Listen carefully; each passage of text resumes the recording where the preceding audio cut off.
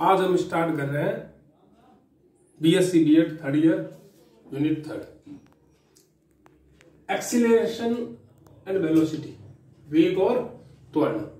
सामान्यतः आप जानते हो कि वेग का मतलब क्या होता है, विस्थापन में परिवर्तन की दर, और त्वरण का मतलब क्या होता है, वेग में परिवर्तन की दर। वही कंसेप्ट है। एक लाइन है, ये पॉइंट P है, ये पॉइंट Q है, ये इसका विस्थापन x है, यहां से ये हो जाता है डेल x परिवर्तन, ये टाइम t है, और यहां से ये हो गया डेल t। तो x से डेल x और t से डेल t में जो परिवर्तन की दर है वो किसको रिप्रेजेंट करती है, विस्थापन को रिप्रेजेंट करती है। औसत वेग का मतलब क्या हो गया, del x upon del t। हमें पता है कि हमने एप्लीकेशन ऑफ डेरिवेटिव पढ़ा है 12th क्लास में, उसने कहा है इसमें कि अगर किसी के रेस्पेक्टिव में डेरिवेटिव करना हो तो हम क्या करते हैं कि भाई r का x के सापेक्ष अवकलन dr अपॉन dx, y का z के सापेक्ष dy अपॉन dz। जब किसी के रेस्पेक्टिव ना गिवन हो तो चेंज हमेशा किसके रेस्पेक्टिव होता है, टाइम के रेस्पेक्टिव। तो del x upon del t ये रिप्रेजेंट करता है हमारे औसत वेग को। तो परिभाषा वही है, हमें कोई नए सिरे से ध्यान नहीं रखनी। वेग की परिभाषा पूछ सकते हैं, त्वरण की परिभाषा पूछ सकते हैं, औसत वेग की परिभाषा पूछ सकते हैं। और अगर इस डेल टी को अल्पांश ले ले कि limit del t tends to 0 del x upon del t is equal to d x upon d t, इसको हम कह देंगे v। समझ गए बात को। और वेग में परिवर्तन करें, यानी बात करें हम त्वरण की, तो त्वरण का मतलब क्या हो जाएगा, dv अपॉन dt। ये किसको रिप्रेजेंट करेगा, एक्सेलरेशन, त्वरण को रिप्रेजेंट करेगा। इसको हम ऐसे भी लिख सकते हैं कि d square x upon dt square, यानी विस्थापन का द्विअवकलन भी त्वरण को रिप्रेजेंट करता है। त्वरण का मतलब होता है तात्क्षणिक परिवर्तन। त्वरण का मतलब क्या है, तात्क्षणिक परिवर्तन, यानी अचानक से क्या हो जाए, परिवर्तन हो जाए, तो उसे हम कहते हैं त्वरण। समझ गए, ओके। देखो क्वेश्चन करते हैं। ये कह रहा है यदि सरल रेखा में गतिमान समय t पर, यानी t सेकंड में चली गई दूरी x equal to 2t cube minus 9t square plus 12t plus 6 है, तो ये कह रहा है इसका त्वरण शून्य कब होगा, ठीक है, और उस समय उसका वेग क्या होगा, ये हमें ज्ञात करना है। तो बहुत बेसिक क्वेश्चन है, कोई ज्यादा टफ नहीं है, और इसी तरह की डेफिनेशंस क्वेश्चन एग्जाम में पूछे जाएंगे, ठीक है।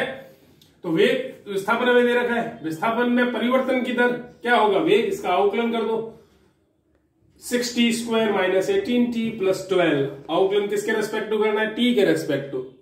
ये करें इस समय इसका त्वरण क्या होगा, तो त्वरण का यानी वेग में फिर परिवर्तन की दर, उसका फिर अवकलन कर दो, फिर अवकलन किया तो हमारे पास ये कंसेप्ट आया। वो शून्य कब होगा, यानी इसको 0 के बराबर ले जाओ तो t इक्वल टू हमारे पास क्या आया, 3/2 सेकंड। यूनिट का विशेष ध्यान रखना है कि यूनिट हमें सेकंड में तो सेकंड में लिखनी है, मीटर में है तो मीटर में लिखनी है, ठीक है। फिर कह रहा है ये कि त्वरण शून्य होने पर उसका वेग क्या होगा, तो जो हमारे पास t की वैल्यू आई है उस वैल्यू को उठा के किसमें पुट कर दो, वेग में। तो शून्य होने पर वेग हमारा क्या हो जाएगा, -3/2 मीटर पर सेकंड, ओके। निर्देशीय अक्षों के समांतर वेग और त्वरण। निर्देशीय अक्षों के समांतर वेग और त्वरण का मतलब ये है कि जो हमने पोलर फॉर्म में पढ़ा हुआ है, कार्टेशियन फॉर्म में पढ़ा है, जो कल वाली क्लास में पढ़ा था हमने कि वही root of dx upon dt का whole square plus dy by dt का होल स्क्वायर, यानी वो निर्देशीय अक्षों के रेस्पेक्टिव हो।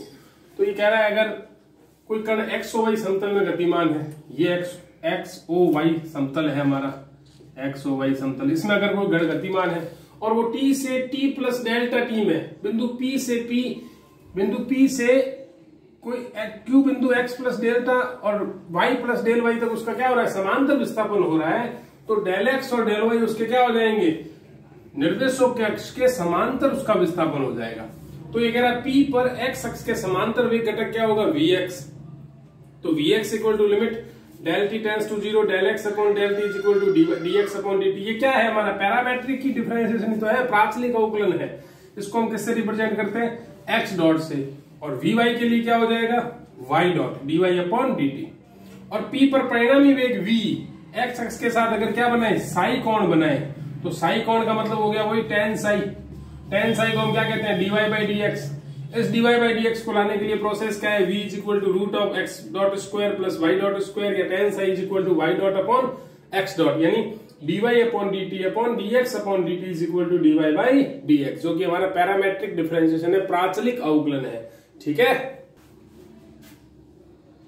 देखो इधर ये कह रहा है यदि किसी गतिमान बिंदु की t समय पर स्थिति x equal to a cos t and y equal to a sin t हो, तो इसका वेग, त्वरण और पथ ज्ञात कीजिए। पथ का मतलब क्या हो गया कि कौन सा कर्व है, ये परवलय है, ये अति परवलय है, ये वृत्त है, या ये क्या है, उसे कहते हैं पथ ज्ञात करना। ठीक है, तो देखो ये कह रहा है x equal to a cos t, y equal to a sin t, तो हमें पता है इसका अवकलन कर दो x डॉट यानी dx upon dt, y dot यानी dy अपॉन dt, फिर डबल कर दो इसका y double dot x double dot यानी उसका विस्थापन में परिवर्तन यानी वेग, t पर परिणामी वेग के लिए x dot square plus y dot square होता है। त्वरण के लिए हमें ज्ञात करना हो तो त्वरण के लिए हमारे पास फॉर्मूला क्या हो जाएगा, root of x dot dot square y dot dot square. समझ गए बात को।